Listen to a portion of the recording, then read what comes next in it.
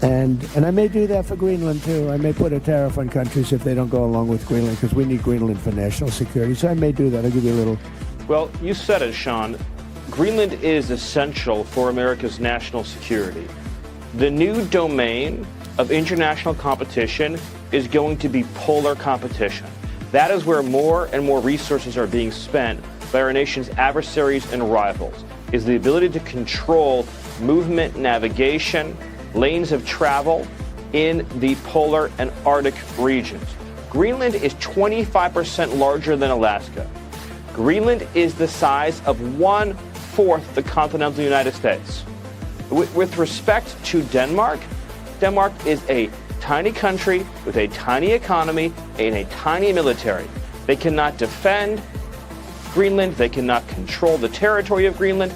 Under every understanding of law that has existed about territorial control for 500 years, to control a territory, you have to be able to defend a territory, improve a territory, inhabit a territory. Denmark has failed on every single one of these tests.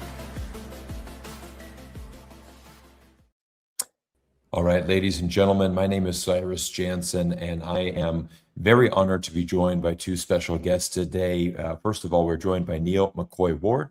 He is known for his clear, no-nonsense analysis on geopolitics, economics, and global power shifts, and his work focuses on cutting through narratives and helping hostile of economic environments. Neil, welcome to the show. Hey, thanks, Cyrus. Good to be here, and welcome to all my subscribers as well. It's going to be a very good stream. So good. Yes. Absolutely. And we're actually simultaneously streaming on all three channels here. So Alex from Reporterfy Media joining from the iChongqing channel as well. Alex, you're also known for your no BS geopolitical insights, and obviously a Canadian citizen as well. So we've got a lot of stuff to talk about in today's stream. So gentlemen, I'm very excited about today's stream because I brought in some of the best experts I know.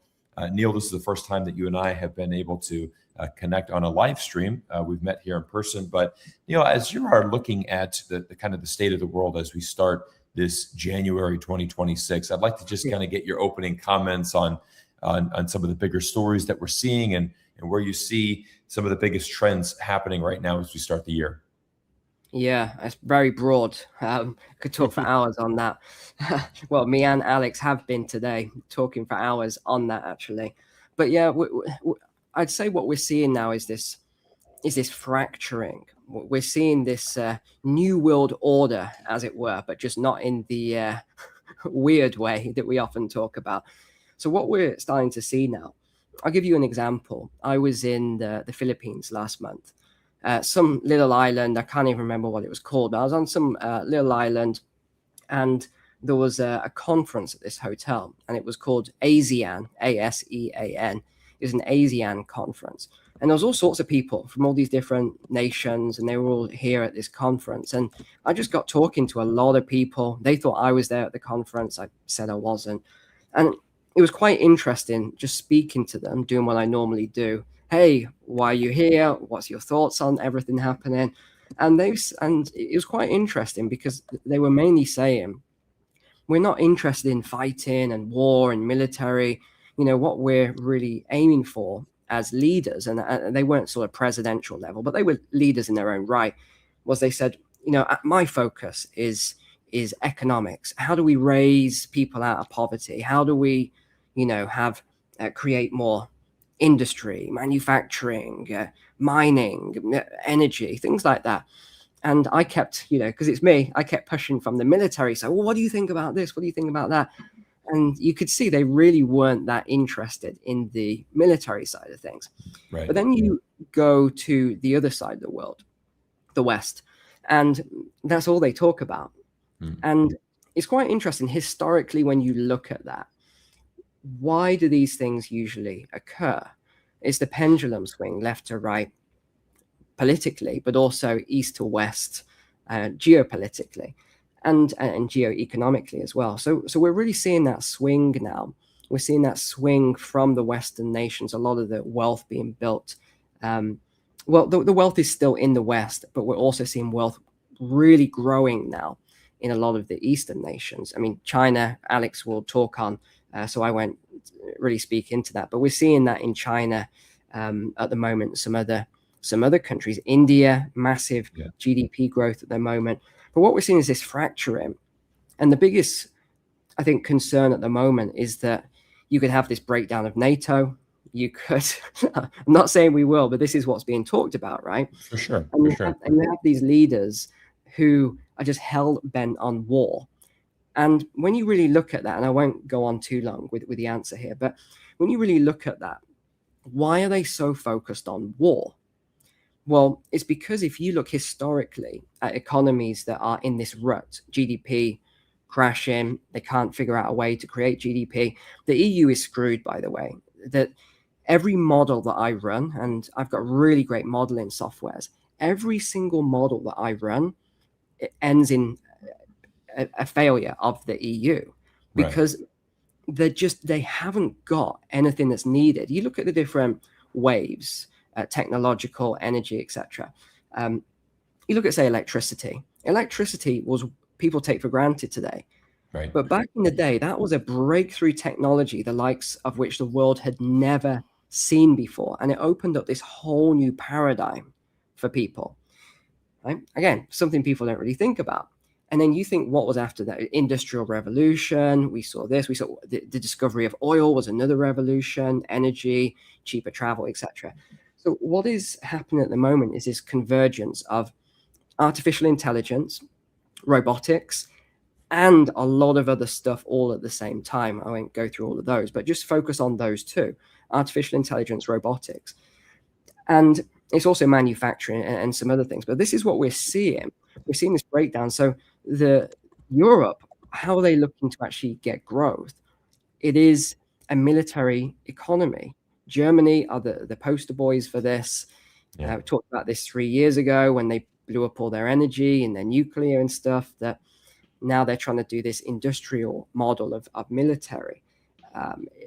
Not really going to work. They're going to struggle. They're going to keep pushing it. But this is what we're seeing. We're seeing this fracturing now. And I don't want to hog the stream too much. So let me pass it back over to you and we can talk more.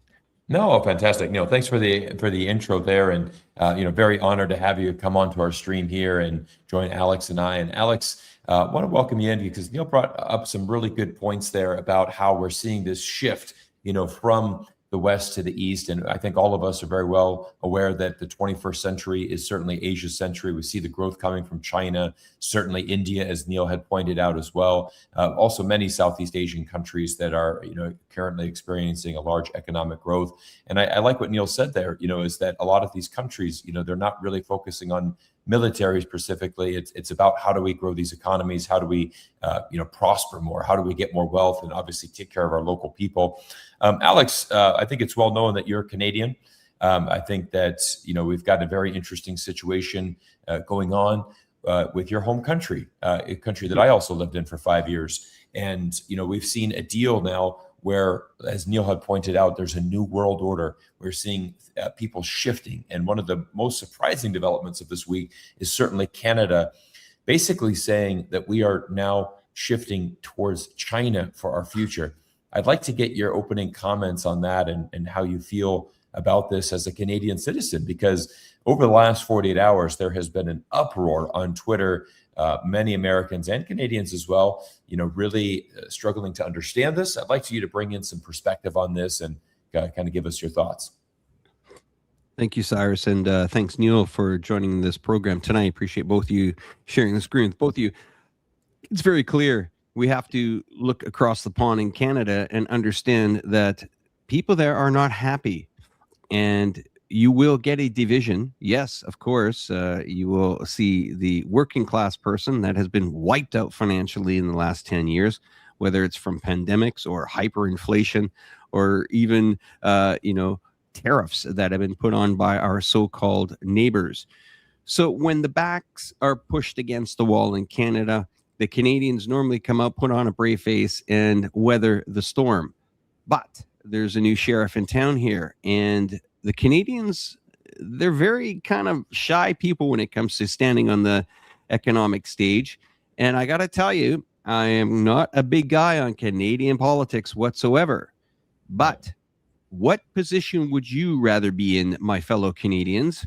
Do you want somebody that's going to come out and hit the ball out of the park like Mark did this weekend, your prime minister, or somebody that's just going to toe the line and say, yeah, we'll try it through diplomacy, we'll go in and negotiate? No. Cap in hand, this boy went over to China, sat down with the officials and said, okay, I'm ready to do business. I'm getting screwed across the border. I'm getting tariffed. I'm getting agreements being ripped up. My automotive industry is on life support. What do you got for me? Well, what have I got for you? Get excited, farmers in Canada. Get excited, the automotive industry, and get excited that, hey, China is the new game in town. And whether we love it or not, and yes, I agree with you, Cyrus, it is ripping on China social media right now, the Canadian-China relationships. And yes, Neil and I had a little bit of a chat about this today, about, Mark Carney and his background. But just hold your breath, because I get it, Neil, I get it. But we need somebody to at least, good, bad, or indifferent, whatever, to at least have a pulse in the Canadian economy, because it has flatlined for the last couple of years. And just before the paint dried in China, he was on his way over to Qatar. So Yes. quite a week for Canadian politics. Yeah, a big welcoming ceremony in Qatar. The Canadian flag was all over downtown Doha, on buildings, on skyscrapers, in the streets. I think it's a very bold move for the Canadian Prime Minister to make this shift. I want to tee up a question about, for specifically, we're talking about EVs. This has been a story that has really transcended the world over the last 18 months, I would say, as far as the export of Chinese EVs around the world. Currently, right now, the United States is the only country that is now having these tariffs in place to ban Chinese EVs. Most other countries around the world have adopted them. They have been extremely popular. You go to a place like Australia, BYD, very large presence. I was over in Azerbaijan last year filming content for our project. And even in a petrol country like Azerbaijan with very, very cheap resources, BYD making a very big head ground there. Neil, what do you think about seeing a country like Canada, which has historically always been a very, very close ally? How do you view this? I mean, we're talking about the New World Order. We're talking about the multipolar world and the shift that we're seeing. As somebody from the UK, how do you see this? Somebody in the Commonwealth, saying, look, we're going to strategically go closer to China and move away from the United States. So me and Alex disagree on this, and that's fine, because it's a friendly disagreement. I think that's kind of an important thing we got to establish and distinguish first, is that often when I talk about things, people get very angry or emotional if they disagree. But what I like with Alex actually is that even if I say something that he doesn't like or disagree with, he will actually rationally discuss it with me, share his point, which I'm sure he will in a minute. So we'll look forward to that. But yeah, when it comes to this, one of my biggest concerns here is that, well, there's a couple of things. Number one, I'm not a fan of Mark Carney. I'll just say that. There's a lot of, maybe your audiences are going, boo, Neil, right now, but I'm not a fan of Mark Carney at all. And I think that really he let his ego get in the way with the negotiations, because I listened to a ridiculous amount of these press conferences and leaders, and I even watched the World Economic Forum, which starts tomorrow, by the way. The annual conference starts tomorrow, so I'll be covering that. But so I watch all these things, and I kind of watch and I listen for the psychology, the body language, the linguistics, what's being said and what's not being said. And one of the things that I noticed was whenever he was interviewed about it, oh, hey, what do you think of this? Apparently Trump's put this forward to you. And he said, he would say, I'm not even interested. I don't even know if I've read that. He'd make comments like that. Oh, I haven't even spoke to him. It's been weeks. I've got no interest in speaking to him. And I think to myself, why would you not at least discuss it? I mean, you can despise the guy, right? You can despise the president if you like. But as a leader of another country, if I were in that position, I'd at least sit down and have the conversation. But the power isn't with Canada, even though it's, size wise, it's the GDP and the military. The thing is, the US has got such a big military. And you look again, historically, economically, whoever has the biggest military is usually the power player. And the US doesn't just have the biggest military, they have the world reserve currency, the fiat currency. So they do sort of reign supreme in the world. Now, is that going to last forever? No, nothing ever does. The Roman Empire, the Ottomans, everybody, eventually there'll be an end, and there will be an end to this fiat currency, which means, there'll be an end to a lot of things. We'll have a big change in the world. But I do think that it's risky for Canada to play this hand. I do. And I get why they're doing it, but you think 75% of all the exports from Canada currently go to the US, or at least they did in 2024. I don't think we've quite got the stats for last year yet because of tariffs and everything else. There's a lot going on. But China, what was it, 4%, second biggest partner, something like that. Right. That's going to ramp up a lot, but they're going to want something in return. And I get it, because of the tariffs and everything else that was happening. It wasn't as good of a deal for Canada, and they probably see it as being bullied by a bigger player, right? And no one likes that. Okay, no one likes that. So that's obviously how they're seeing it. And Carney kind of took that approach and said, look, I feel as though we're being bullied here, and I'm not going to play that game. So it's a kind of, I'm on the fence with it. I guess you can probably hear from this. I get why he did it, but at the same time, I still would have had the conversations. And I'm just not sure how this is going to go, especially with Trump and everything that he's doing at the moment. There's a lot. Well, we got Venezuela, we got Cuba, we've got Mexico now, all the heavy equipment building up in Mexico. We're going to have China, Taiwan. I hope we can get into this as a topic. Sure. We're going to have the China, Taiwan. It's going to happen. Yeah. We've got all these different conflicts going on. And I think Canada's probably just a minor thing to the US right now, US leadership. So I'll say leadership rather than Trump's, but to the US leadership. But I think there's going to come a time when they say, okay, hold on. There's a lot going on here between Canada and China. And the US at that point may say, we see China as our biggest threat, which actually already is, I believe. But they're probably going to say, this is our biggest threat right now. China, Russia, Iran, North Korea as a sort of quad power. And I just think something they may say, this is not acceptable to us on our doorstep. Who knows? And now, from an economic and a trade perspective, I don't really see it as a huge issue. But what if there's other things that start to happen? I mean, maybe we can throw it over to Alex and he can speak into it a little bit more. But Alex, why don't you jump in and share your thoughts? Because I know they're different to mine.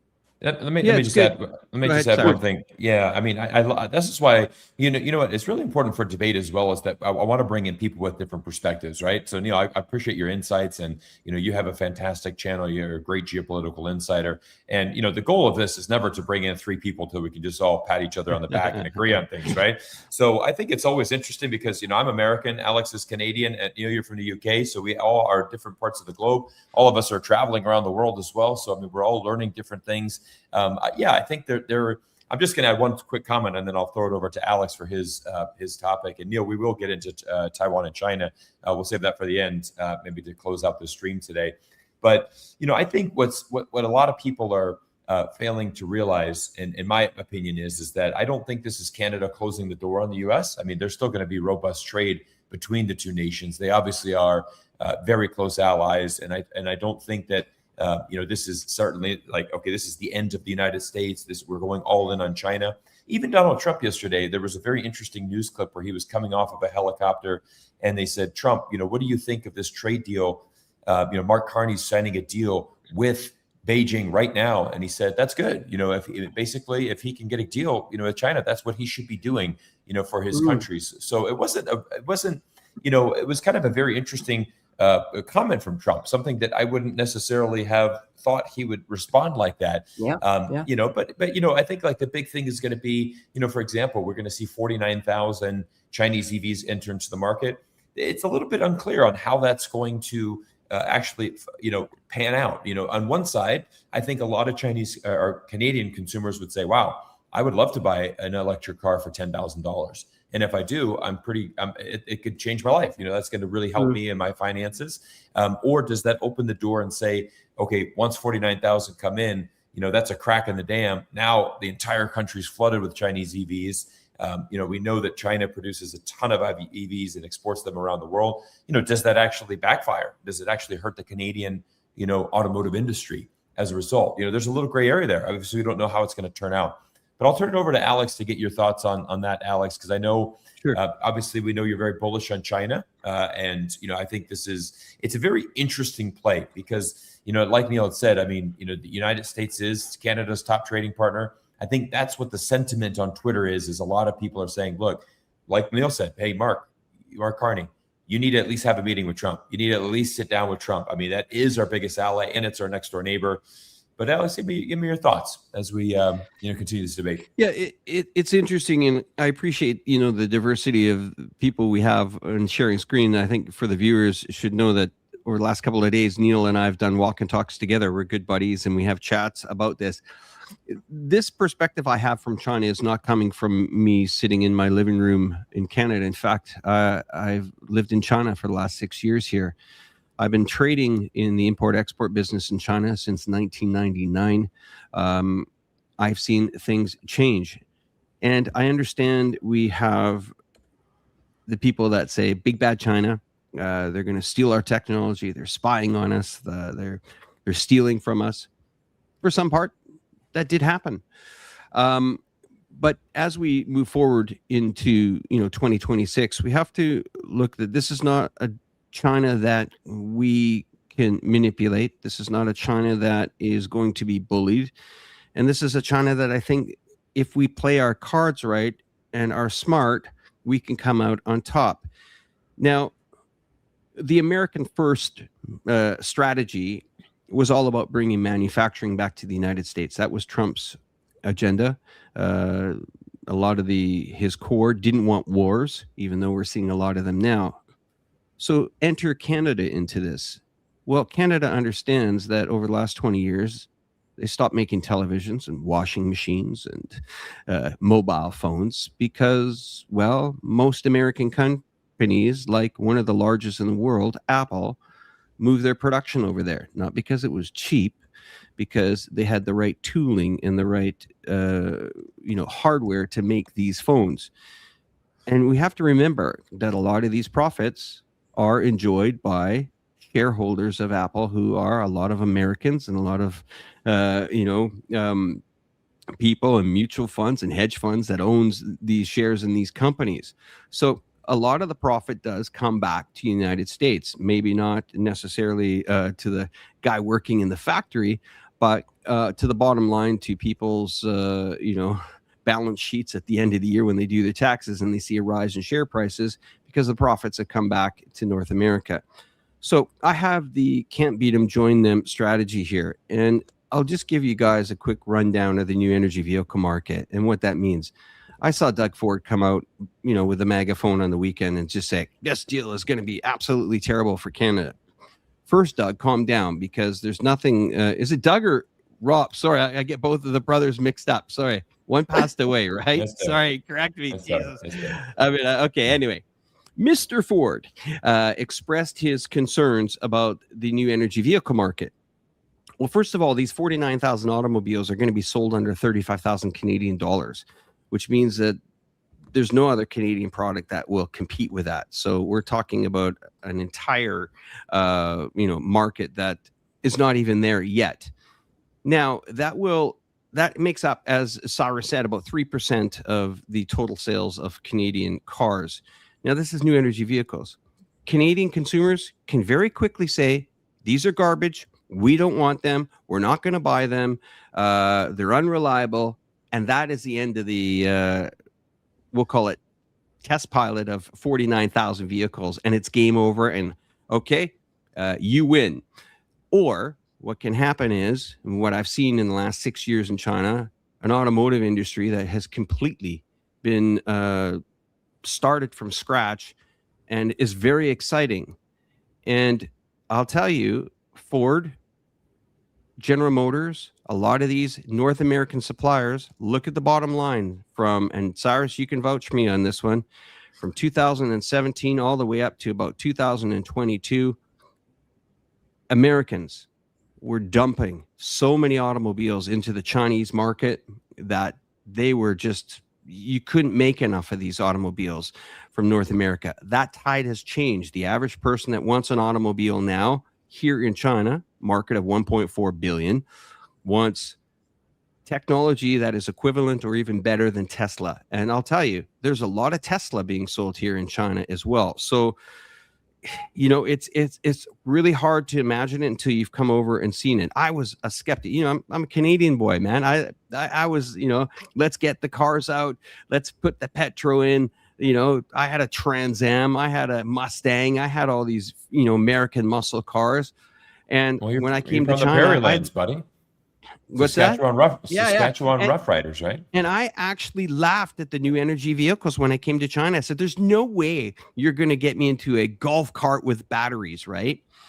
Until about 2022, 2023, I called an Uber, or we call it Didi over here in China, and I ordered a premium, and this car arrived, and it said BYD on the back, and I never heard of it. I thought, oh, this is cool. And I got out, and I said, wow, what a car. I'd like to buy that. It's so cool inside, and it rides so smooth. So I got out to look at the plate and see where the tailpipes were, and I said, uh-oh, that cannot be a battery-powered car. That can't be a new energy vehicle. And it was, and I have to tell you that was the moment where I said, uh-oh, we either better adapt, invite these guys over, collaborate with them, or kiss our vehicle industry goodbye. And that's just a note for me, guys. I'm just telling you like it is. I got no skin in the game. I'm not a shareholder at BYD, but I'm just telling you that we have this opportunity to innovate in Canada. This isn't about, selling these vehicles for Greta Thunberg and, saving the planet. No, this is about technology that it's coming, and you guys will see it, and you can vote with your wallets. You can just say, no, we don't want them, or embrace them. And we have an advantage over America if we do it. Yeah, I think I'm going to add some comments in here, because I think you brought up a good point, is that this is going to be a test pilot, right? We're going to have 49,000 EV cars come in. And if Canadians are saying, look, we don't want this, we don't trust China, we don't trust the technology, we don't want to have this in our country, they're going to sit unsold. And like you said, this would be a failure. And then they're going to go back to China, and there's the end of the discussion.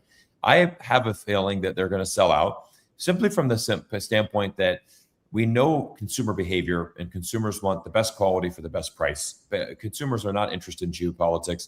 Consumers could care less if a product comes from China. I was at CES and the Consumer Electronics Show here in Las Vegas, and I met with Hisense, which is one of the biggest TV manufacturers in the world. And their price point, and actually the difficulty of starting a brand and actually tapping into the TV market, the television market, is obviously extremely saturated. You have so many of the big players like your Samsung, Sony, LG, many established, TLC, many established brands. But Hisense has been able to really penetrate that market simply because they offer a very good product at a very good price. So, but again, I like the kind of open end here, because we can let's see what the market dictates, right? I could be wrong, right? They could, Alex and I could be wrong. They could be completely Can unsold. I add to this? Cyrus? We will also hear that, and this is a very good point, and I want to bring it up. And I believe it's somebody from Neil's channel. Importing cars from China is not the problem. The problem is they are hugely subsidized by the Chinese government. I get that point, but so is General Motors bailed out for the billions of dollars by Canadian taxpayers, which we have not got our money back. So everything is pretty much fair game here. I agree with you, Cyrus. Canadians can vote and say, you know what, these cars are garbage. We don't want them. And it's the end of new energy vehicles in Canada, just like that, guys. So if you don't want them, no problem. Don't buy them. But if you do find that this is a new technology and embrace it, we still have time to save our automotive industry in Canada. And I would love to see us be a profitable automotive industry, because our neighbors down south, the Americans, nope. They don't want these Canadian cars going into their borders at all, period. And we've seen 2 plants already shut down in Ontario. So, yeah, guys, I'm just telling you like it is. Yeah. All right, guys. I want to switch topics here. First of all, I want to say we've got almost 3,000 people here in the stream from our combined 3 channels. So if you're wherever you are tuning in, make sure that you subscribe to that channel. Check out the other channels as well. Very honored to have Neil and Alex here on the stream today. But we've talked about Canada. I want to shift over to Europe right now. And Neil, you're obviously very in line with what's happening right now. You've got a lot of good insights, but I want to talk specifically about Greenland, because this is something that is a continuing story. We have seen Trump send out a message that the United States needs Greenland for national security. He has not backed down from this. Actually, as of yesterday, he is now going to pass an additional tariff against 8 different European countries, to apply pressure to them until the United States can acquire Greenland. There's a very interesting dynamic going on. I mean, I know that you're big on the military, and we know the United States is the biggest military power in this battle. I mean, it goes without saying that obviously Denmark, or even the entire European Union, NATO. I mean, NATO, is primarily an American-backed military force. So, but we're looking at a very unprecedented thing in geopolitics, in the sense that the United States wanting to potentially even forcefully take Greenland, which would be a very interesting thing for NATO. A lot of people are ringing the alarm bells. So give me your thoughts on the on the Greenland situation, how you see this playing out in geopolitics. Yeah, I'm glad you asked me to talk about how I see it playing out, rather than how do you see it, because it is a minefield, really is, right, with the ownership and, again, the claims of this is an outrage and everything else. And then Trump says, well, they landed a boat there 500 years ago and whatever. The whole thing is crazy. It really is what's going on. But, yeah. And I think, again, when it comes to some of the leaders, I do find some of them quite inept in the decisions that they make and the actions that they take. So it's kind of as if they're doing something just to show that they've done something. And what they should have done is they should have got the lesson when Japan said, Japanese prime minister talked about, the support for Taiwan over China, right, etc., independence, etc. And what happened was, and we're actually seeing this right now in Asia now, that another thing we should probably clarify, when Alex said, oh, right here in China, I'm not in China, by the way, ladies and gents, I'm not in China. I'm in Thailand right now. But what we're seeing this year is a huge influx of Chinese nationals here in Thailand, like a ridiculous amount. Why? Because the Chinese kind of vote with their pocketbooks if the government because they'll listen to what the government says. Alex may disagree with me. We'll let him talk after. But what I see is that they do what the government says. So the government sort of started cutting off, or maybe the companies cut off the travel routes into Japan, or they made it very difficult. Some of the cruise lines as well, very difficult. There's a lot going on. And I think Japan's economy will suffer slightly over one comment. Now, again, I don't want to get into all of that, who's right, who's wrong, etc. The point I'm trying to make is, you look at what's happened in Europe now, and have I still got you guys? Yeah. Okay, Alex, your screen's jumped back, by the way. Okay. Engine battery. Okay, so here's what I think the Europeans missed. Okay, so they did this token gesture, and they said, this is an outrage. We're sending troops to Greenland. Well, the UK sent one troop, one officer. And France has sent 13 to 15 troops. Right. Another country sent 2 troops. Another country sent 1. So those are the 8 countries you're talking about. I just want to give some context so everyone understands what's actually happened. So it was a token gesture, and I actually thought it was quite clever what they did initially. I thought it was a very strategic, intelligent move, and the move was, oh, you're absolutely right, President Trump.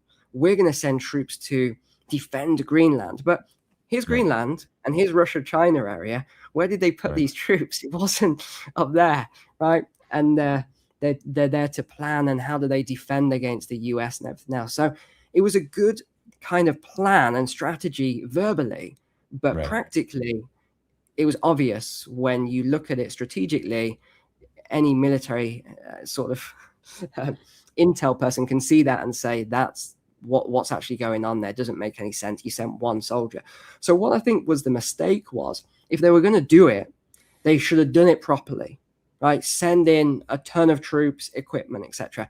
Don't send one soldier as a token gesture, because what did Trump do? He looked at it and he said, okay, so you're going to go against what I've said again, right? Whether you agree with it or not, I'm not getting into that.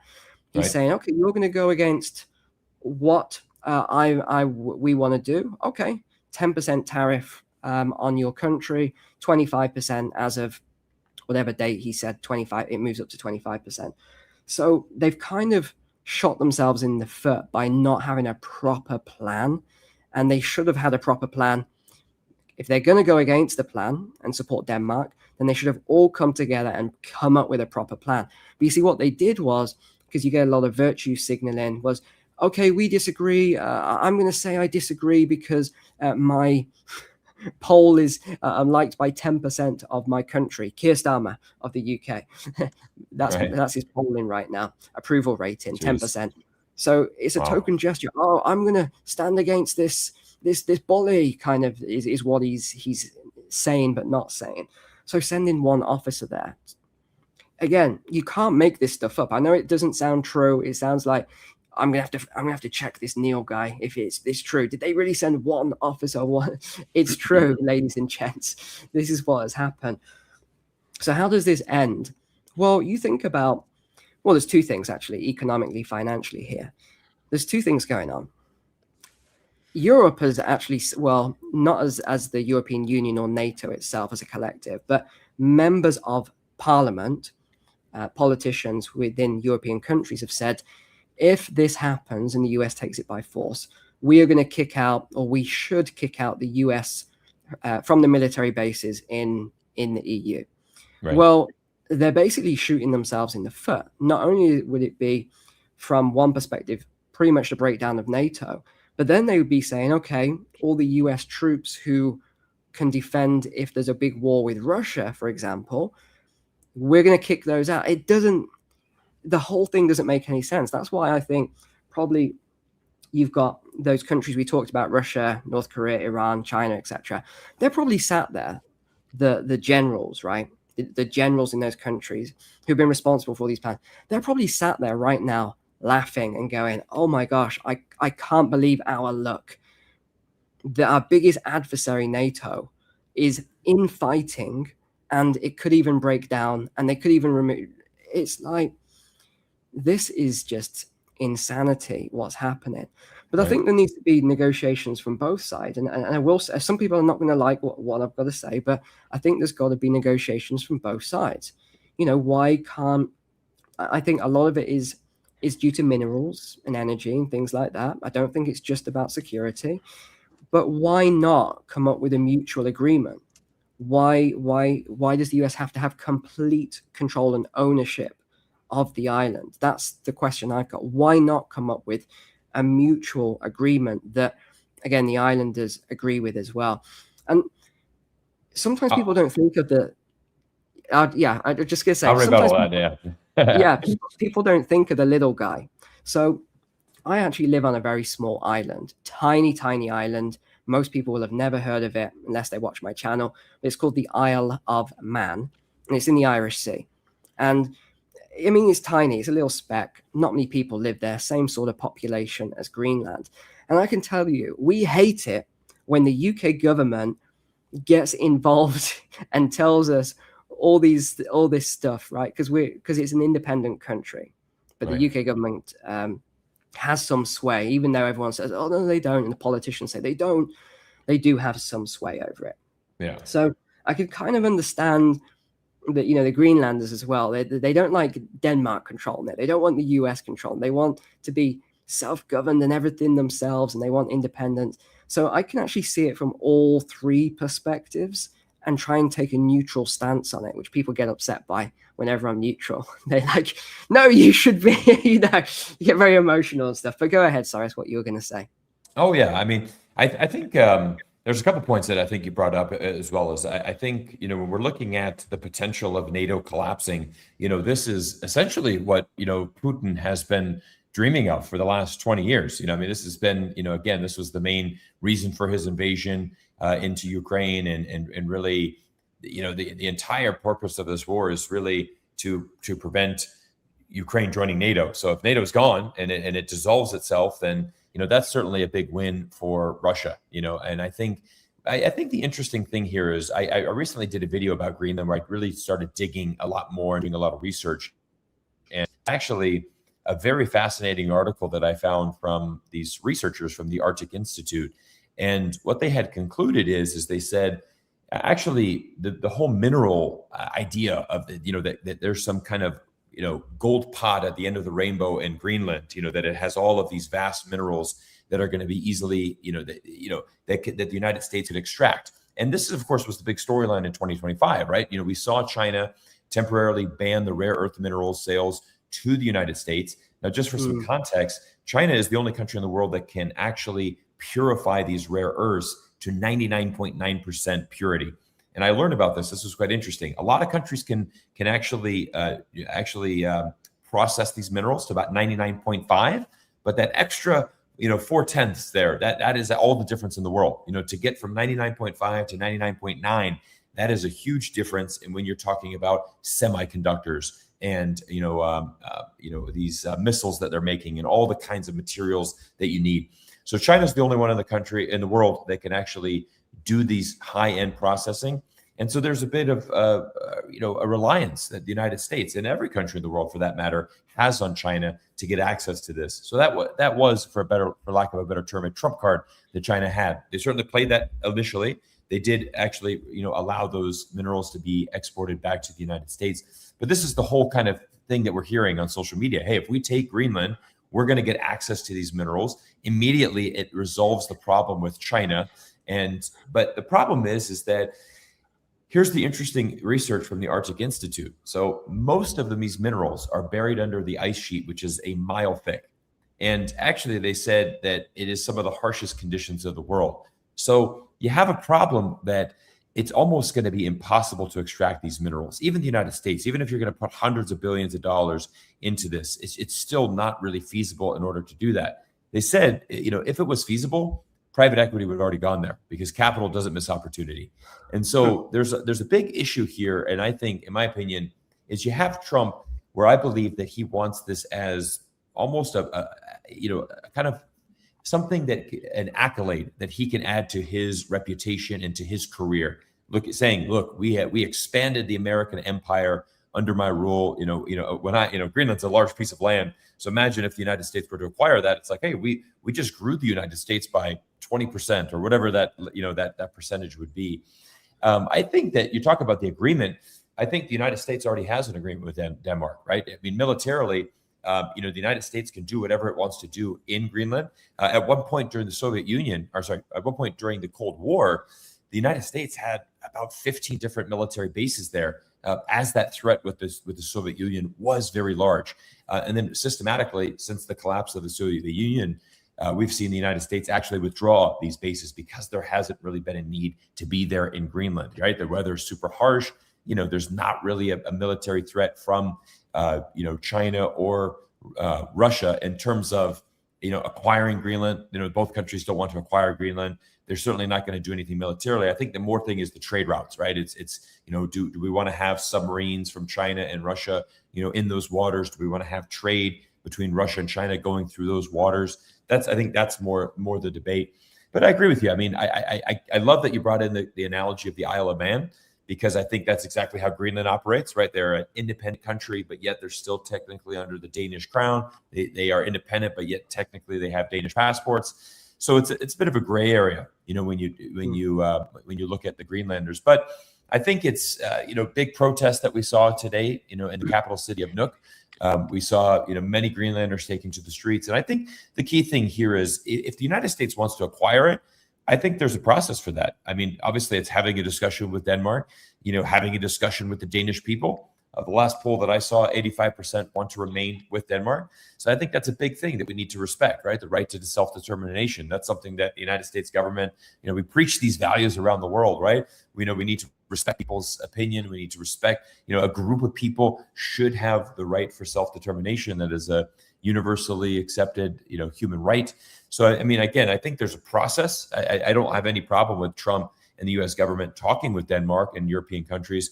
But, ultimately, I think if it resorts down to a military action, my fear is that this would, very much undermine the credibility of the United States. And I'm a U.S. citizen. Obviously, I want the best for.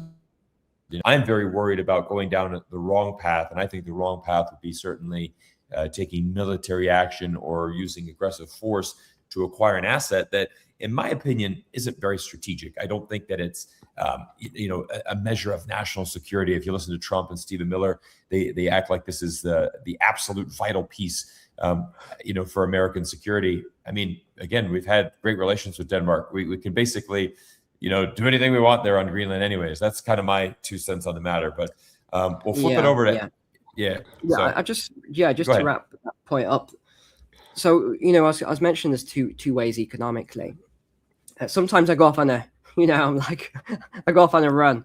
But I think how they're probably looking to do it is just a direct offer, right? That's probably one way they're doing it. But the other way is you're talking about militarily, or this would be bad militarily. But if you think about what's actually happening now, what are tariffs? If you think about it, tariffs in the way they're being used now, the 10%, the 25%, they actually are a form of warfare, but on the very lowest level. They're like the very, very lowest level of control. So what you're actually going to see is as you think how much money this is in tariffs. It's huge numbers.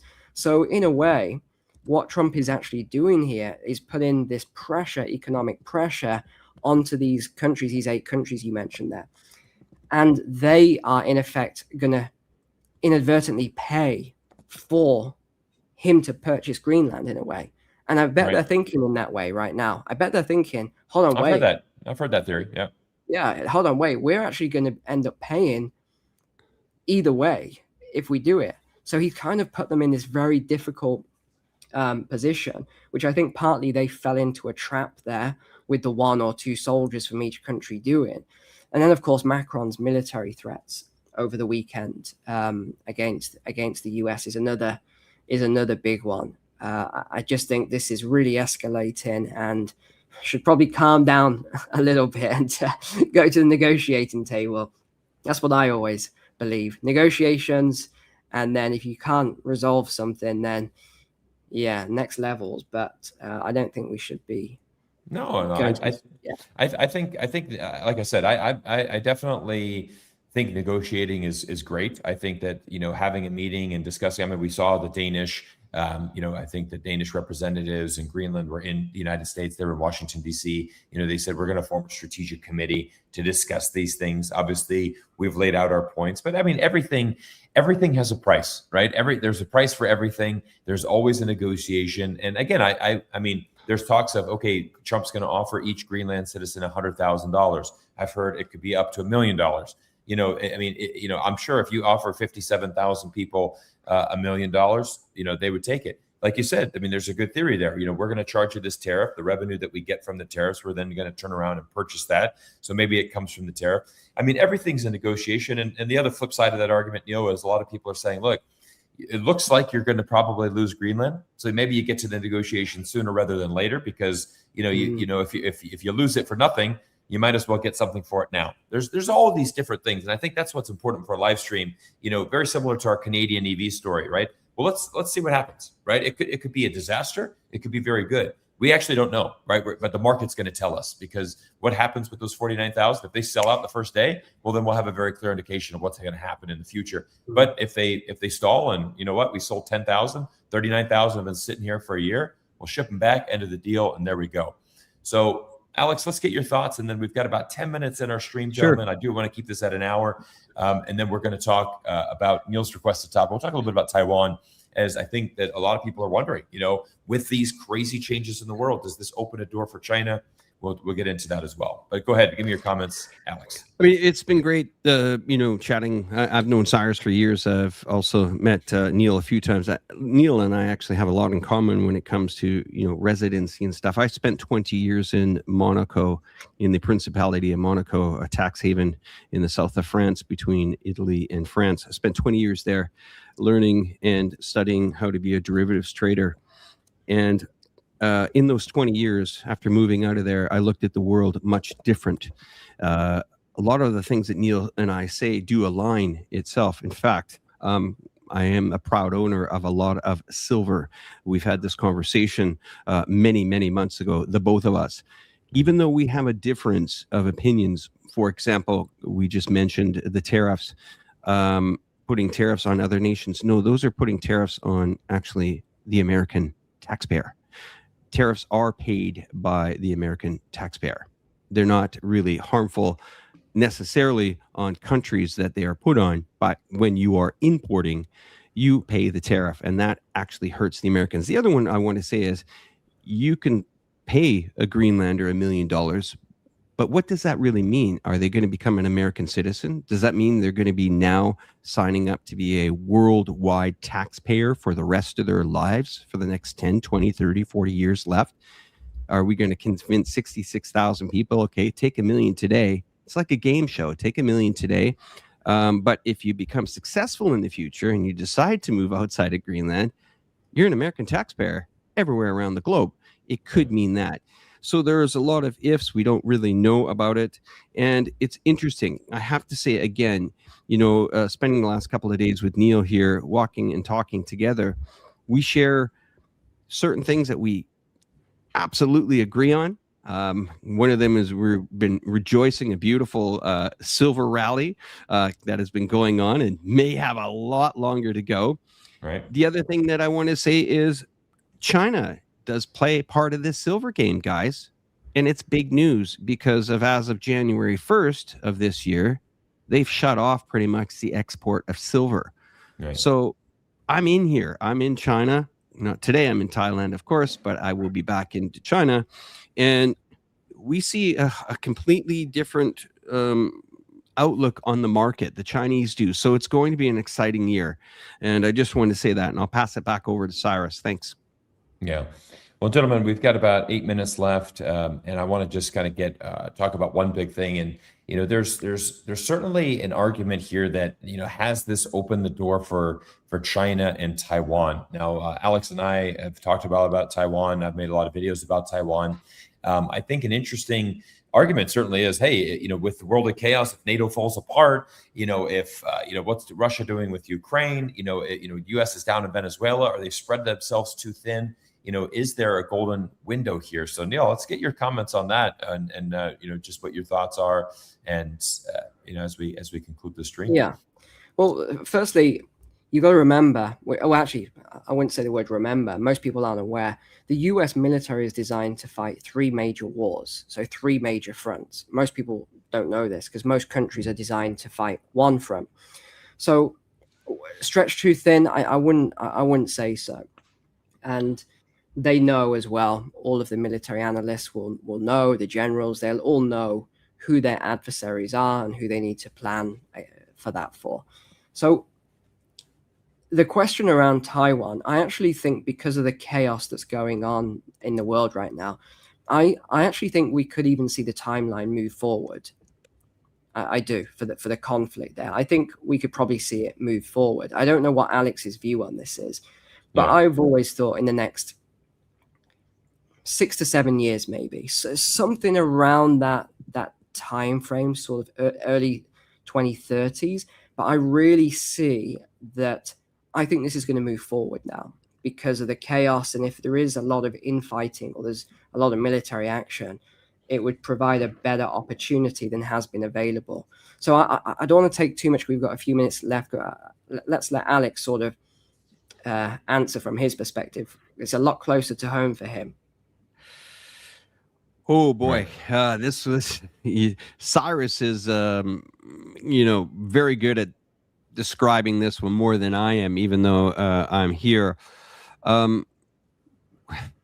We don't look at I can take Taiwan as a Yeah, we don't look at Taiwan as a conflict here. I mean, Taiwan is part of China, and that's where I'm going to hand it over to Cyrus, because the audience is going to hear that comment. It's not going to calculate. But that's where I'm going to pivot to you, Cyrus, on this one. You know how to handle this much better. Well, I think I think this is a very interesting perspective. So I had a chance to interview Professor Jiang Sui-Qin, who is one of the fastest growing geopolitical insiders here on YouTube. He has a fantastic YouTube channel where he uses game theory to analyze what's going on in the world. He's a professor in Beijing. He very much predicted how he kind of came to fame was he predicted that the United States was going to strike Iran last year.